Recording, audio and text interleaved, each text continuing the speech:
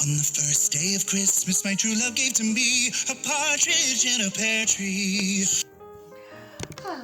Happy holidays, Merry Christmas, Happy Kwanzaa, Happy New Year's, Happy Festivus, happy. Now, coronavirus is real, so guys, you have to be safe. Wear your mask, wash your distance, and wash your damn hands, okay? Back to business. So, okay, no, before we get back to business, sidebar. So, yesterday, after I posted the message, God, I need to do my nails. After I posted a message, I did get like 2 messages. People wanted to know what Festivus was. And within the next like 12 days, you're going to learn a lot about me. And one of those things is that I'm a 90s kid. One of my favorite shows was Seinfeld. Seinfeld was a popular sitcom during the 1990s, and the term Festivus was created by one of the characters in the show to celebrate sort of like an anti-Christmas. But anyway, I just loved the word, and I thought it was funny. So, but yeah, happy Festivus. So back to business. So as I stated yesterday, over the next 12 days, I will be providing 12 tips for small and medium-sized and micro-sized businesses. Tips to grow your businesses. And oh my God, it's coffee. And why 12, you may ask? Well, let me tell you why. In the interest of Christmas, I decided to use A Christmas Carol and the 12 Days of Christmas. I actually love that song. Now, let me explain what the song is about for those of you who don't know what this Christmas Carol is about. So, the 12 Days of Christmas is actually, it represents from the day Jesus was born to the time that the 3 wise men actually went to visit him. So, technically, it's supposed to start on December 25th and I think it goes up to like December 6th. But nevertheless, I started late, so hey, whatever. The song, it's about someone who is like bragging about what their true love give to them during the Christmas holidays. So each day they talk about a gift. So for instance, like the first day, it goes like, on the first day of Christmas, my true love gave to me a partridge in the pear tree. On the second day of Christmas, and then it's like another gift. And each one of these gifts actually represents Christianity. It's a reference to Christianity. So there you have it. My grandfather would be so proud of me. He was a pastor. So now, again, back to business. So these tips were actually based on conversations that I've had with businesses. Now, of course, it's no secret that during the pandemic, a lot of businesses struggle. In like the worst case, some businesses actually had to like shut down. But in the midst of all of this like chaos and uncertainties, there were businesses that actually thrive. So as I talked to businesses and even read about some of the businesses, the 2 things that kept coming up was innovation. They were innovative, and also they adapt. So, during the course of the next like 12 days, I'm going to be saying this a lot. And I think with each one of the tips, you will find that these businesses actually did one of those 2 things. And in some cases, they did both. So, and then again, sidebar. For those of you who are asking, what are you doing talking to businesses? Is that all you do? Yeah, like, who are you? What are you doing talking to businesses? First of all, I love talking to businesses. It actually gives me an opportunity to learn. But 2, the more professional level, I wear a lot of hats. Like a lot of hats I wear. And are you ready? Okay, so let me give you a rundown of what I do. 1, I am the CEO and the quarterback of the Marketing Team Africa. The Marketing Team Africa is a company that specializes in business linkages and digital marketing. Visit us at www.tmtafrica.com. Okay, and then of course, second thing that I do, I'm the Secretary General of the Liberia Chamber of Commerce. I'm the Liberia Chamber of Commerce. Myself, Congress, anyway. And then the third thing that I do, I am the chair of the Federation of Business Women Entrepreneurs. This is a women's organization.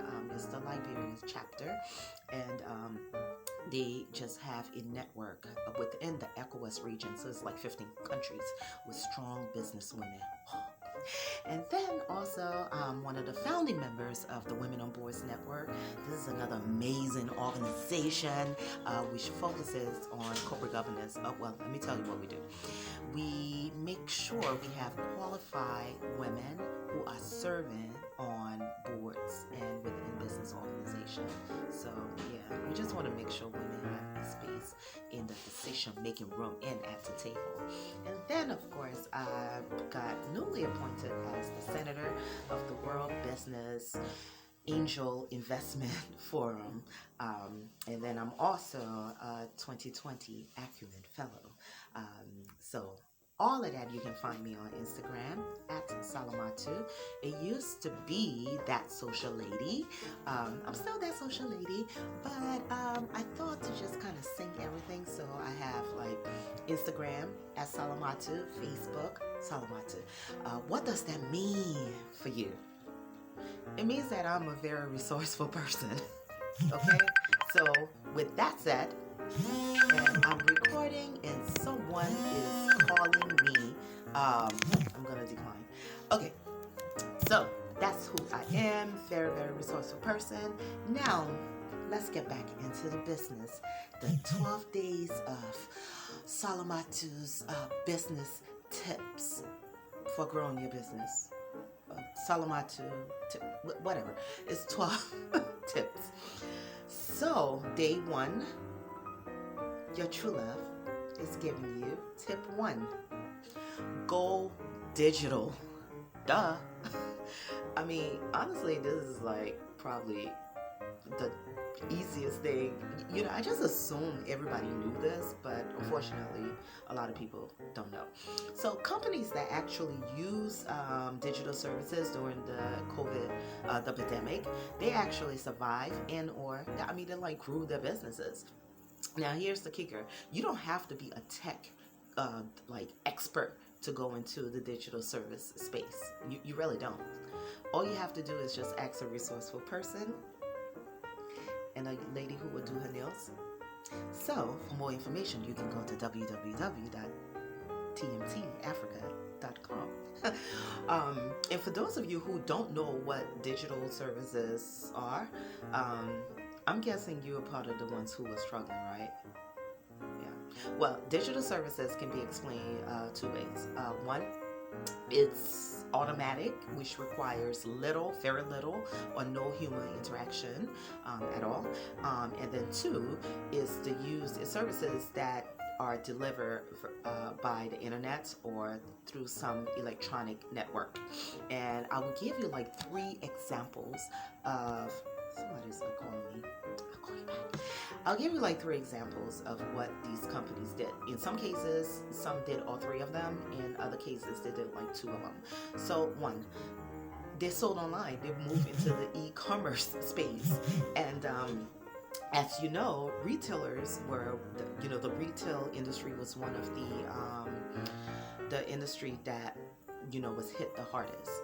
So companies that actually use e-commerce, they grew their sales by 20%. And this is a statistic that was done by eMarketers. This is a company that all they do data and research. So they did this study in May of this year. So imagine the lockdown started for some people maybe in February, others in March. So from 3 to 4 months, they did a study and they found out that the companies that had actually, they were innovative enough to adapt to the situation by moving their products and services within the e-commerce space, they were able to grow their sales by 20%. Imagine. So now, the second thing that they did, they set up apps. So like for accepting orders or for payments. This one was really paining me. I mean, during the pandemic, there were so many companies that didn't have like mobile money. In West Africa, that is probably one of the easiest way to do financial transaction, especially if you're in a situation where banks were running out of cash, or you couldn't go to the bank, you were told to stay at home, whatever. But companies that actually set up these apps to accept payments online or do business transaction online, they actually did well.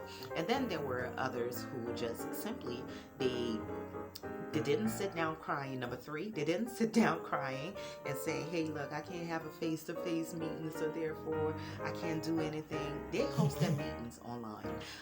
I know everybody became familiar with Zoom.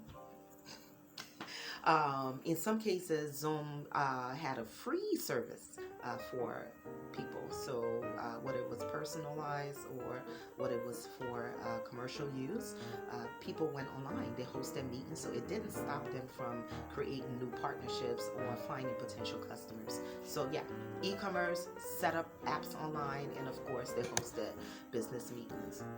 Now here's the thing, the world was already moving into that direction, into the virtual space. All COVID did was speed up the process. So if there was one thing that came out of this year, that's what they did. So thanks, COVID.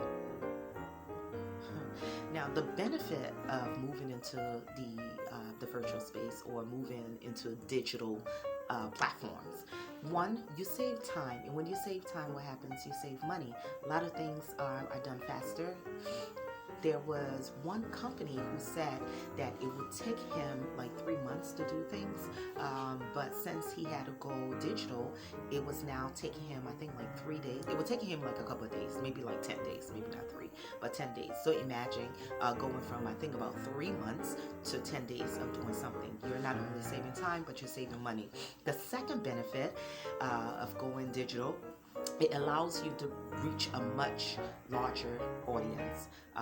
So, with all of these like social media platforms, email platforms, it's an easy way to reach a larger audience. So you end up, again, saving time and saving money, potentially earning more money.